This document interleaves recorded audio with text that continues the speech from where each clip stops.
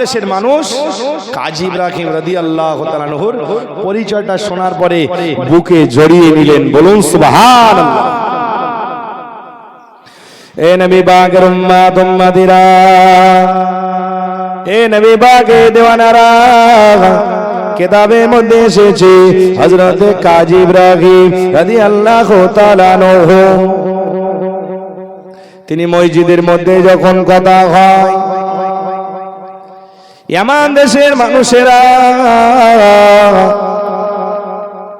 নবী দেশের মানুষ হিসাবে এতটা ভালোবেসে নিলেন, এতটা মহব্বত করে নিলেন, কথায় কথা বাড়তে বাড়তে এমন একটা পর্যায়ে কাজী ইব্রাহিম রাদিয়াল্লাহু তাআলা আনহুকে বললেন, ও নবী পাকের দেশের মানুষ, ও আল্লাহ নবী সাহাবা তাবি, কি বলবো দুঃখের কথা, আজ কয়েকদিন হয়ে গেল আমাদের মসজিদের সম্মানীয় ইমাম সাহেব তিনি দুনিয়া থেকে পর্দা নিয়েছে।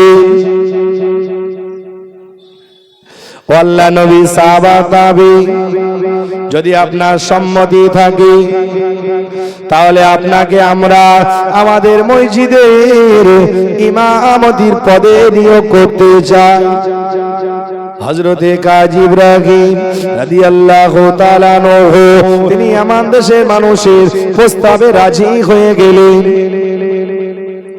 এ নবী পাকের উম্মত উম্মতেরা, এ নবী পাকের দেওয়ানারা, হযরতে কাজী ইব্রাহিম রাদিয়াল্লাহু তাআলা আনহু ওই আমার দেশের মসজিদে ইমামতির দায়িত্ব সামলাচ্ছেন। এমন সময় কিতাবের মধ্যে এসে এক সময় মুসল্লিদের সঙ্গে কথাবার্তা হয়। ও ইমাম সাহেব, আপনি তো এখানে ইমামতির দায়িত্বে আছেন, আর জানি না বাড়িতে ফিরবেন কিনা। আর ইমাম সাহেব কাজী ইব্রাহিম রাদিয়াল্লাহু তাআলা আনহু তিনিও মনে মনে সিদ্ধান্ত নিলেন, কিভাবে যাব কষ্ট করে, আমি তো দিনের দাওয়াতে চলে এসেছি, আর হয়তো মদিনা শরীফে ফেরা হবে না, তাই যখন এখানে থাকা হবে সিদ্ধান্ত নিলেন। মুসল্লিরা প্রস্তাব দিলেন, ও ইমাম সাহেব শোনেন শোনেন, যদি আপনার সম্মতি থাকে তাহলে আমাদের যে প্রাক্তন ইমাম অর্থাৎ যিনি ইন্তেকাল করেছেন তার একমাত্র কন্যা সন্তান রয়েছে, যিনি নেককারিনী, যিনি আল্লাহওয়ালি, যিনি পর্দানশীনা, যিনি কখনো কোনো পুরুষের সামনে খোলামেলা আসেনি। ওই ইমাম সাহেব যদি আপনার সম্মতি থাকে তাহলে আমরা বিভাগের প্রস্তাব নিয়ে যেতে পারি। ওই সময় ইমাম সাহেব সম্মতি দিলে, এ নবী পাকের উম্মত উম্মতেরা, এ নবী পাকের দেওয়ানারা, কিতাবের মধ্যে এসে আল্লাহ নবী সাহাবা তাবি হযরত কাজী ইব্রাহিম রাদিয়াল্লাহু তাআলা আনহু তিনি যখন সম্মতি দিলেন, সম্মতি দেওয়ার পরে মসজিদের মুসল্লিরা, কমিটিগণেরা, তারা প্রাক্তন ইমাম সাহেবের একমাত্র কন্যা পর্দানশীনা কন্যার কাছে কাজী ইব্রাহিমের বিয়ের প্রস্তাব নিয়ে গেলেন। আর ইমাম সাহেবের কন্যা সব কিছু শোনার পরে তিনি সিদ্ধান্ত নিলেন যে আমার তো আব্বা নাই, আমি তো এতিম হয়ে গেছি, অতএব সকলের মুরব্বীদের সিদ্ধান্ত মেনে নি। তাই আর দেরি না করে তিনি এই বিভাগের প্রস্তাবে রাজি হয়ে গেলেন। আল্লাহর কুদরতটা দেখেন কিভাবে আল্লাহ বুঝিয়ে দিচ্ছে। আল্লাহর কুদরত বান্দার জ্ঞানের বাইরে, আকলের বাইরে। হযরতে কাজী ইব্রাহিম রাদিয়াল্লাহু তাআলা আনহু এবং ইমাম কন্যা উভয়ের সম্মতিতে আল্লাহর হুকুমে শরীয়ত সম্মত বিবাহ বন্ধে আবদ্ধ করে দেওয়া হলো। বলুন সুবহানাল্লাহ। দুজনের যখন শরীয়ত সম্মত ইসলামিক মতে বিবাহ হলো, এবার বাসর হবে। বাসর ঘরে আল্লাহর উপরে তাওয়াক্কুল ভরসা করে যখন প্রবেশ করেছেন, সালাম বিনিময় হচ্ছে। সালাম দেওয়ার সাথে সাথে হযরতে কাজী ইব্রাহিম রাদিয়াল্লাহু তাআলা আনহু তিনি যেহেতু স্বামী আর ইমাম কন্যা হচ্ছে বিবি, স্বামী ঘরেতে ঢোকার সাথে সাথে বিবির গলার মধ্যে নজরটা আটকে গেছে। বিবি দেখছে বাসর ঘরে এসছে, আমার সঙ্গে কথা বলবে, আমার চেহারাটা দেখবে, না দেখে আমার গলার মধ্যে মূল্যবান একটা হার রয়েছে, এই হারের দিকে নজর, তাহলে স্বামী বুঝি লোভী মনে হয়? স্বাভাবিক প্রশ্ন তো নাকি? এ নবী পাকের উম্মত উম্মতিরা, এ নবী পাকের দেওয়ানারা, কিতাবের মধ্যে এসেছি স্বামী যখন বিবির গলার মধ্যে নজরবন্দি হয়ে গেল, বিবির গলার মাঝে যে হারটা রয়েছে ওই হারের দিকে নজরে আবদ্ধ হয়ে গেল।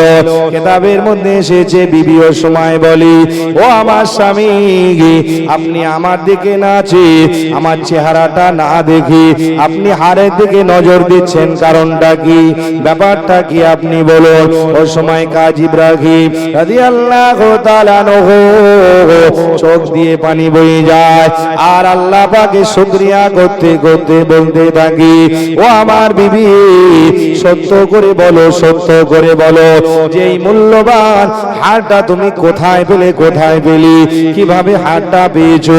এই হারটা আমার বড় চেনা লাগে, চেনা লাগে, কারণ এই হারটার সঙ্গে আজ থেকে কম বেশি 18 বছর আগে আমার একবার সাক্ষাৎ হয়েছে। এই হারটা আমি নজরে দেখেছি, হারটা হাতে করে ধরেছি, হারটা বড় আমার চেনা লাগে, চেনা লাগে। ও সময় বিবি বলতে লাগি, ও আমার স্বামী, না না, অন্য কোথাও থেকে আমি পাই নাই, পাই নাই, কেউ আমাকে দেয় নাই, বরং এই হারটা অন্য কেউ দেয় না, আমার জন্মদাতা বাপ আমার আব্বা জান আমাকে হাদিয়া করেছি। আরো জোরে বলুন সুবহানাল্লাহ। ওই সময় বিবি বলতে লাগি, ও আমার স্বামী, এই হারের লম্বা একটা ঘটনা রয়েছে, এই হারটা নিয়ে আমার আব্বা জান মদিনা জমিনে আমার সোনা নবী রওজা শরীফ জিয়ারতের জন্য গেছিলেন। এমন সময় আমার আব্বা জানের হাত থেকে কিভাবে মদিনা বাজারে হারিয়ে গেছিল, আর মদিনা শরীফের জমিনে একজন আমানতদার যুবক ছিল, ওই যুবক কুড়িয়ে পাওয়ার পরে আমার আব্বা জানের কাছে সেই হারটা আমানতের সাথে ফেরত দিয়েছিল। আর আমার আব্বা জান আমার রাসূলের রওজা জিয়ারত করে বাড়ি আসার পরে বারে বারে বলতো যে যদি আমার কন্যার জন্য ওই রকম একটা আমানতদার যুবক পেতাম, তাহলে আমার সন্তানকে পাত্রস্থ করতাম। ও আমার স্বামী, এটা আমার আব্বা দেওয়া হাদিয়া। আমার আব্বা জানের মনে বড় আশা ছিল, আব্বা জানের মনে বড় শখ ছিল, যদি মদিনার জমিনে যে যুবকের সঙ্গে সাক্ষাৎ হয়েছিল ওই রকম আমানতদার যুবক যদি পেতাম, তাহলে আমার ঘরে জামাই বানাতাম। ও আমার স্বামী, আমার আব্বা জান দুনিয়া থেকে বিদায় নিয়েছে, আমার আব্বা হায়াতে নাই, আব্বা জান কবরে চলে গেছে। ও আমার স্বামী, আজ আমার আব্বা যদি হায়াতে থাকতো, আমার আব্বা নিজে হাতে আমাকে পাত্রস্থ করত। আল্লাহর হুকুম হয়ে গেছে, আমার আব্বা জান আল্লাহর হুকুমে আল্লাহর ডাকে সাড়া দিয়ে কবরে চলে গেছে। ও আমার স্বামী, আমাকে ভুল বুঝো না, এই হারটা আমি অন্য কোথাও থেকে নিই নাই, বরং আমার আব্বা জান আমাকে হাদিয়া করেছে। আরো জোরে বলুন সুবহানাল্লাহ।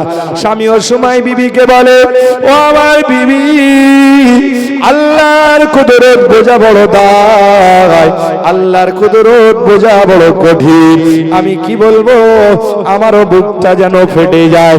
যদি তোমার আব্বা হাতে থাকতো, তাহলে আমি আজকে জামাই হয়ে শ্বশুরের বুকে বুকটা মিলিয়ে নিতাম।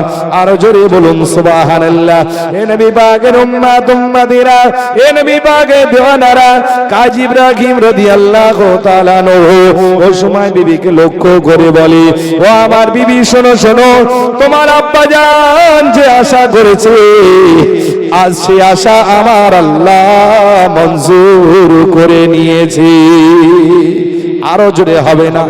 নারে তাকবীর, নারে তাকবীর, নারে তাকবীর।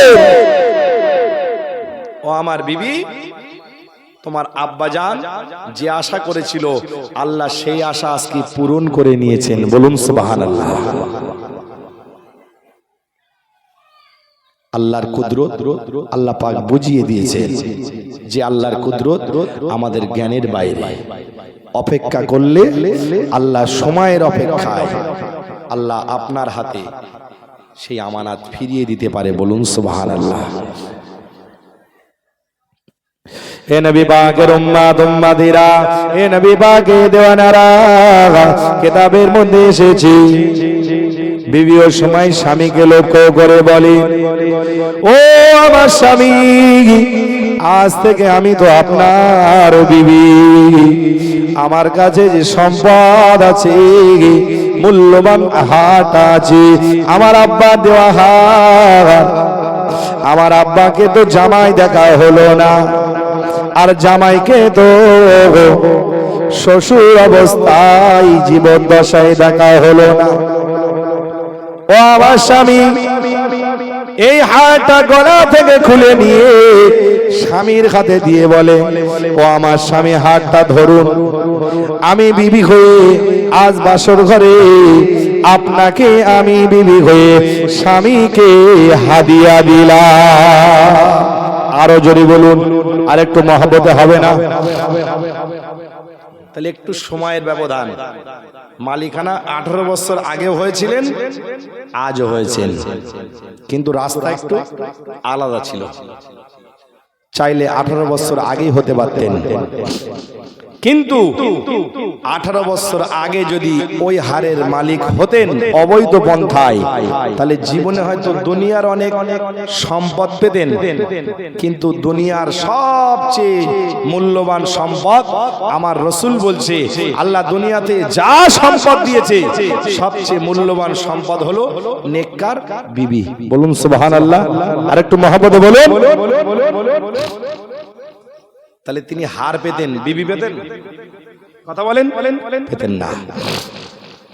কারণ যে যেমন আল্লাহ তার সঙ্গে তেমন জুটি বেঁধে দেন, শুনেছেন তো নাকি? তবে ভিন্ন হতে পারে কারো কারো দোয়ায়। আপনার মনে প্রশ্ন হতে পারে, অমুক তো এত তার ব্যাকগ্রাউন্ড খারাপ, ব্যাক রিপোর্ট আছে যে এমন কোনো অপরাধ নাই সে করেনি, কিন্তু ওর নসিবে এত ভালো বিবি। মাথায় রাখবেন, ওই বদকার ছেলেটার পিছনে কারো না কারো দোয়া আছে, দোয়া। হাদিস শরীফ এসেছে, আমার রাসূল বলছে, আত-তাকদীরু লা ইয়ারুদ্দু ইল্লা বিদ-দুআ। এই যে কপাল বলি, ভাগ্য বলি, তাকদীর আরবিতে শব্দ তাকদীর, এটা কখনো বদলায় না, একমাত্র দোয়ার বিনিময়ে বদলে যায়। বলুন সুবহানাল্লাহ।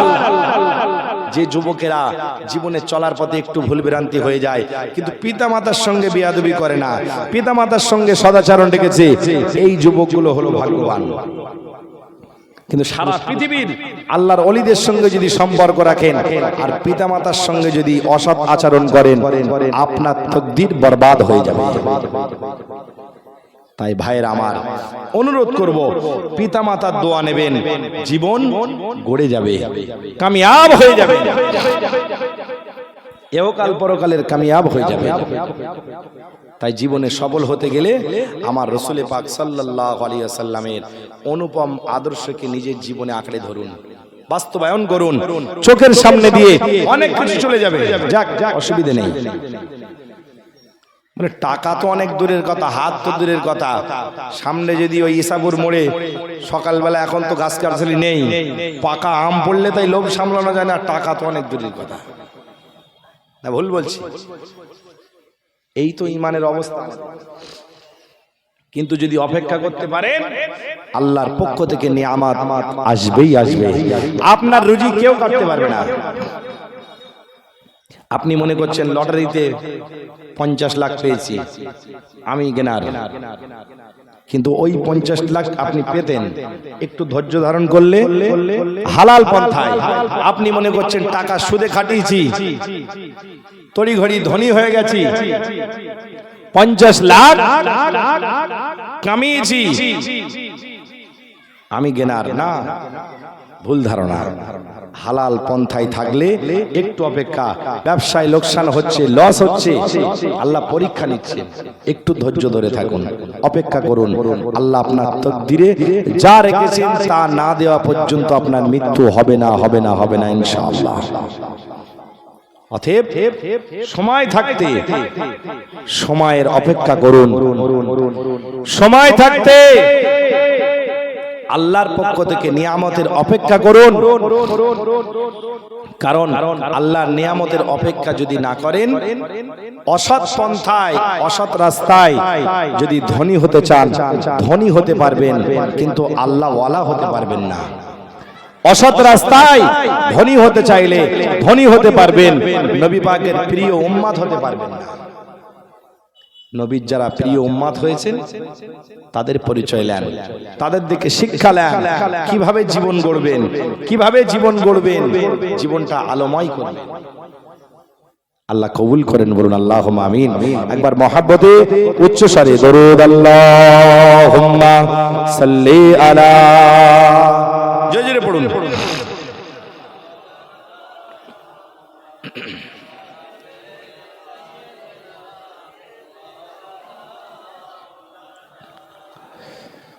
আল্লাহুম্মা সাল্লি আলা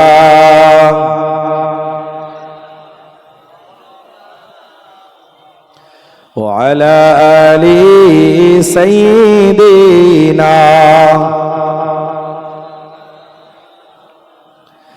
কাবা তো বাতা দে किधर है मदीना, मैं उधार को जाओ जिधर है मदीना। कोई तो बता दे किधर है मदीना, मैं उधार को जाओ जिधर है मदीना। अल्लाहुम्मा सल्ली अला, उच्च स्वरे मोहब्बते पढ़ें।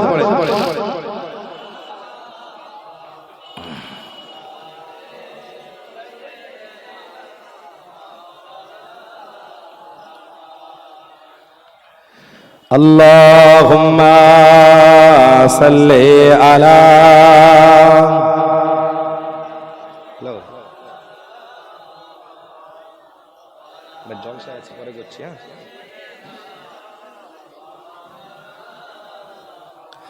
এ নবী পাকের উম্মত উম্মতিরা, এ নবী পাকের দিওয়ানারা, আমার নবী পাকের আদর্শটা কেমন দেখি।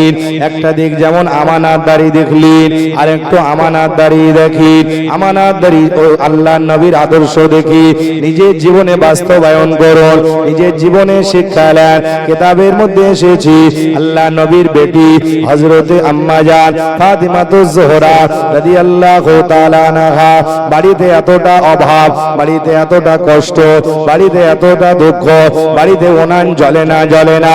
হে নবী পাকের উম্মত উম্মতিরা, হে নবী পাকের দোয়ানারা, কিতাবের মধ্যে এসেছি হযরতে ইমামে হাসান হোসেন রাদিয়াল্লাহু তাআলা আনহুমা দুবাই খোদা জ্বালা সইতে পারে না, পারে না। হে নবী পাকের উম্মত উম্মতিরা, কিতাবের মধ্যে এসেছি ইমামে হাসান হোসেন রাদিয়াল্লাহু তাআলা আনহুমা দুবাই খোদার জ্বালা না সইতে পেরে বাড়ি থেকে বেরিয়ে পড়েছে, রাস্তার মধ্যে দাঁড়িয়ে আছে। হঠাৎ দেখলেন আল্লাহ নবী সাহাবীরা মাথায় করে খাদ্যগুলো নিয়ে যায়, সামানগুলো নিয়ে যায়। ইমামে হাসান হোসেন জিজ্ঞাসা করলেন, ও আল্লাহ নবী সাহাবীরা, আপনারা কোথা থেকে আনেন এই খাদ্যগুলো, কোথা থেকে আনেন, কে বা আপনাদেরকে দিলেন? ওই সময় নবী সাহাবারা বললেন, ও ইমামে হাসান হোসেন রাদিয়াল্লাহু তাআলা আনহুমা, শুনে নেন, শুনে নেন, আপনাদের নানা জান মসজিদে নববী শরীফ থেকে এই খাদ্যগুলো বন্টন করতে লেগেছি, আমরা ওখান থেকে খাদ্যগুলো নিয়ে এসেছি। ইমামে হাসান হোসেন রাদিয়াল্লাহু তাআলা আনহুমা দুবাই মিলে দৌড়ে দৌড়ে চলে যায়। দৌড়ে যেয়ে দেখে আমার আপনার নবী, সোনার নবী, দান নবী, মায়ান নবী, রাহমাতাল লিল আলামিন দিন নবী আমার মসজিদে নববী শরীফে বসে আল্লাহ নবী বাইতুল ফান্ডের মাল বন্টন করে। আল্লাহ নবী আমার যখন খাদ্যগুলো বন্টন করে ইমামে হাসান হোসাইন রাদিয়াল্লাহু তাআলা আনহুমা দুবাই লাইনের মধ্যে দাঁড়িয়ে গেছে। সাহাবীরা যে লাইনে দাঁড়িয়েছে দুবাই লাইনের মধ্যে দাঁড়িয়ে গেছে। কিতাবের মধ্যে সে একের পর এক লাইন আগাতে আগাতে যখন আল্লাহ নবী দিন ও দুনিয়া বাদশাহ হাবিবুল্লাহর সামনাসামনি পৌঁছে গেলেন। আল্লাহ নবী আমার চেহারার দিকে চেয়ে দেখি কলিজার টুকরা ইমামে হাসান ইমামে হোসেন লাইনে চলে এসেছে। আল্লাহ নবী আমার দিন ও দুনিয়ার বাদশাহ হাবিবুল্লাহ নবী আমার ইমামে হাসান হোসাইনকে এই লাইনে দেখতে পেয়ে বড় কষ্ট পেলেন, বড় দুঃখ পেলেন। মনে দুঃখ নিয়ে ব্যথা নিয়ে ইমামে হাসান হোসাইনকে বললেন, ও ভাই শোনো, ও নানু ভাই এদিকে এসো, এদিকে এসো, তোমরা লাইন থেকে সরে দাঁড়াও, তোমাদের জন্য আলাদা খাবার রাখা রয়েছে। এমন ভাবে নবী পাক যখন তাদেরকে লাইন থেকে হটিয়ে দিলেন, দুবাই মনটা খারাপ করে নিয়ে আল্লাহ নবী আমার দিন ও দুনিয়া বাদশাহ হাবিবুল্লাহ যখন তাদেরকে সাইড করে আল্লাহ নবী যখন মালগুলো দিতে লেগেছেন, কিতাবের মধ্যে ইমামে হাসান হোসাইন মনে মনে দুঃখ পেয়ে গেল, মনে মনে কষ্ট পেয়ে গেল যে আমাদের নানু ভাই আমাদেরকে না দিয়ে অন্যকে দিয়েছে। কিতাবের মধ্যে আল্লাহ নবী দিন দুনিয়া বাদশাহ হাবিবুল্লাহ নবী আমার কেন দিলেন না? এর মধ্যে নিশ্চয়ই কোন রহস্য রয়েছে। দিন দুনিয়া বাদশাহ হাবিবুল্লাহ যখন এমনি করে মাল বন্টন করা হয়ে গেল, কিতাবের মধ্যে এসেছে আল্লাহ নবী আমার দৌড়ে ফাতেমার বাড়িতে পৌঁছে গেলেন যে আমার নানু ভাই কোথায় গেছে, কোথায় গেছে। ওই সময় আম্মা জান ফাতেমা তো জোহরা রাদিয়াল্লাহু তাআলা আনহা বলে, আব্বা জান ওরা তো দুজনে এখানে ছিল, কোথায় গেল জানি না, জানি না, দেখতে পাই নাই। আল্লাহ নবী দিন দুনিয়া বাদশাহ সময় বলি, ও আমার বেটি ফাতেমা তারা দু ভাই লাইনে দাঁড়িয়ে গেছে, আমি দিতে পারি নাই তাদের হাতে, কারণ নবীর আওলাদদের জন্য যাকাতের মালটা ভক্ষণ করা হারাম। যাকাতের মাল নবীর আওলাদেরা খেতে পারবে না, আওলাদের রাসূলদের জন্য হারাম, তিনি সেজন্য দেননি। সংসারে এতটাই অভাব দুঃখ কষ্ট ছিল, বন্টনের দায়িত্ব নবীর হাতে, তারপরেও তিনি নিজের কলিজার টুকরা ইমামে হাসান হোসেন কই মাল থেকে দেয়নি। আর খাদ্য তো দূরের কথা, আমাদের হাতে যদি ওই কটা ত্রিফল আসে, দুটো চাল আসে, গম আসে, আর কিছু আসে, তখন কি মনে হয় আমার চাচতো ভাই, খালাতো ভাই, আমার শালি, দোলা ভাই, কে কোথায় আছে আগে ওইগুলো ভর, সব ডাক ফর্ম ফিল আপ কর। ওইগুলো দেওয়ার পরে যদি থাকে তখন জনগণ পাবে কিনা পাবে দেখা যাবে। চারতলার উপরে ত্রিপল উঠছে, এসছে আইলা, ভেঙেছে গরিব মানুষের ঘর, উড়েছে টালি, আর ত্রিপল এসে পায়ে হেঁটে উঠছে চারতলার উপরে। আল্লাহ হেদায়েত দিক, বলুন আল্লাহুম্মা আমিন। কি গো আপনারা অসন্তুষ্ট হয়েছেন নাকি? তাহলে একটু জোরে বলুন আল্লাহুম্মা আমিন। আমি কি ভুল বলছি নাকি? ত্রিপল পায়ে হেঁটে চারতলায় ওঠে, মাঝে মাঝে দেখেছেন? যার ঘর নেই ওর ঘর ঢোকে না, আর যার চারতলা ওর উপরে সিঁড়ি ঘর হচ্ছে। আবার আমি অনুরোধ করে বলবো, ভাই দুনিয়া ক্ষণিকের জন্য, দুনিয়া ক্ষণিকের জন্য, আপনি যা করছেন তার কড়াই গন্ডা হিসাব আল্লাহর দরবারে আপনাকে দিতে হবেই হবে। আপনার হাতে ক্ষণিকের জন্য পাওয়ার আছে বলে আপনি খালু দুলাভাই ভাগাভাগি করছেন, বাড়ির পাশে গরিব মানুষ অসহায়, রাস্তা নেই, ঘর নেই, কল নেই, তাদেরকে দেওয়ার কথা মনে হলো না। আর রাসূলের আদর্শ কি?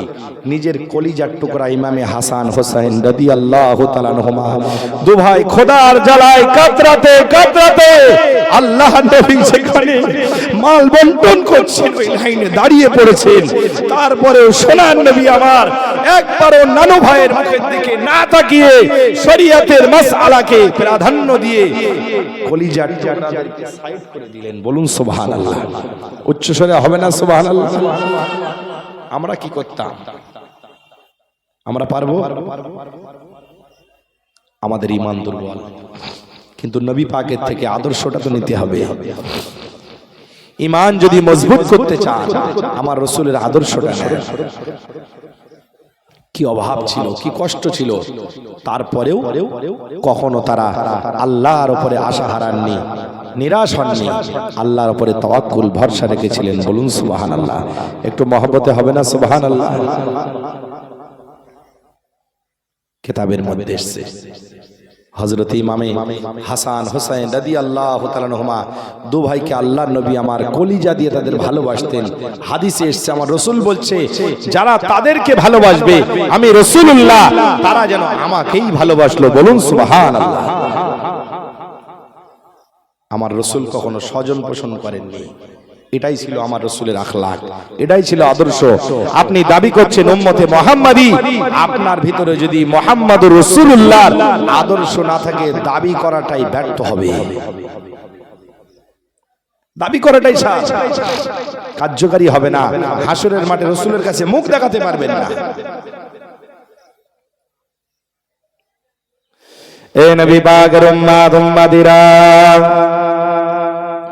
এ নবী পাকের দিওয়ানারা, কিতাবের মধ্যে এসেছে আল্লাহ নবী দিন ও দুনিয়া বাদশাহ হাবিবুল্লাহ ইমামে হাসান হোসেন রাদিয়াল্লাহু তাআলা আনহুমা দুবাইকে এত ভালোবাসতেন, এত মহব্বত করতেন। আল্লাহ নবী আমার দুনিয়া থেকে বিদায় নেবে, আল্লাহ নবী আমার দুনিয়া থেকে পর্দা নেবে, সেই সময় ইমামে হাসান হোসেন রাদিয়াল্লাহু তাআলা আনহুমা দুবাইকে ভুলেননি।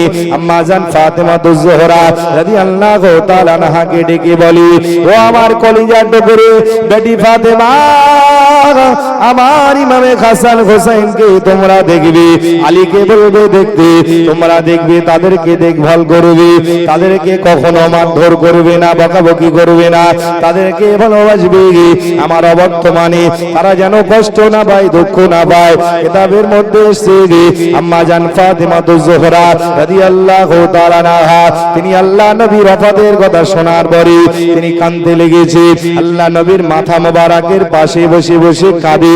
কিতাবের মধ্যে এসেছে এমন সময় দেখা যায় আল্লাহর নবী দোজাখানের বাদশাহ ঘর মোবারক, আল্লাহ নবীর দরজা এমনি করে কে যেন ঠকঠকি আওয়াজ করে। আওয়াজটা পাওয়ার সাথে সাথে আম্মা জান ফাতেমাতুজ জোহরা রাদিয়াল্লাহু তাআলা আনহা আল্লাহ নবীকে বলে, আব্বা জান কে এসেছে সময়, এই বিপদের সময়ে কে আসলো, কে হাজির হলো? ওই সময় আল্লাহ নবী আমার বলি, ও আমার বেটি ফাতেমা, এমন একজন এসেছে। ওই যে ব্যক্তি এসেছে, সে যখন কারো দরবারে পৌঁছে যায়, কারো কাছে যায়, সে কখনো খালি হাতে ফেরে না। আর যখন কারো কাছে পৌঁছে যায়, তার শেষ বিদায়ের ঘন্টাটা বেজে যায়। ও আমার বেটি ফাতেমা, যিনি এসেছেন উনি যদি কারোর দরবারে যায়, তার মৌতের ঘন্টা বেজে যায়। আম্মা জান ফাতেমাতুজ জোহরা রাদিয়াল্লাহু তাআলা আনহা এ কথা শোনার পরে বুঝতে পারলি লম্বা ঘটনা। নবী পাকের ওফাতের কথা শুনি তিনি কাঁদতে লেগেছে। যেহেতু আল্লাহ নবী আমার এত ভালোবাসতেন, বেটি ফাতেমাকে এত মহব্বত করতেন, সফর থেকে আসার পরে সর্বপ্রথম বেটি ফাতেমাতুজ জোহরা রাদিয়াল্লাহু তাআলা আনহার সঙ্গে সাক্ষাৎ করতেন। কিতাবের মধ্যে এসেছে আম্মা জান ফাতেমাতুজ জোহরা রাদিয়াল্লাহু তাআলা আনহা তিনি এত কান্না কাঁদে, আব্বার বিয়োগ ব্যথা মেনে নিতে পারে না। আব্বা জান আমি আপনাকে ছেড়ে কিভাবে থাকবো, আমি থাকতে পারি না, আমি ফাতেমা কিভাবে থাকবো। আল্লাহ নবী আমারও সময় বেটি ফাতেমাকে ডেকে কানে কানে কি যেন বলে। এ কথা শোনার পরে ফাতেমা তো জোহরা রাদিয়াল্লাহু তাআলা আনহা কান্নাটা বন্ধ হয়ে যায়। এমনি করে হযরতে আম্মা জান আয়েশা সিদ্দিকা রাদিয়াল্লাহু তাআলা আনহা বেটি ফাতেমাকে ডেকে বলে, ও বেটি ফাতেমা, আল্লাহ নবী আমার কি এমন কথা বললেন যেটা শোনার পরে তোমার কান্নাটা বন্ধ হয়ে গেল। ওই সময় বেটি ফাতেমা বলে, আম্মা জান, আল্লাহ নবী আব্বা জান আমার জানিয়ে দিয়েছে, ও বেটি ফাতেমা, আমার ওফাতের পরে জান্নাতে সর্বপ্রথম তোমার সঙ্গে সাক্ষাৎ হবে। আরো জোরে বলুন, আরেকটু মহব্বতে হবে না?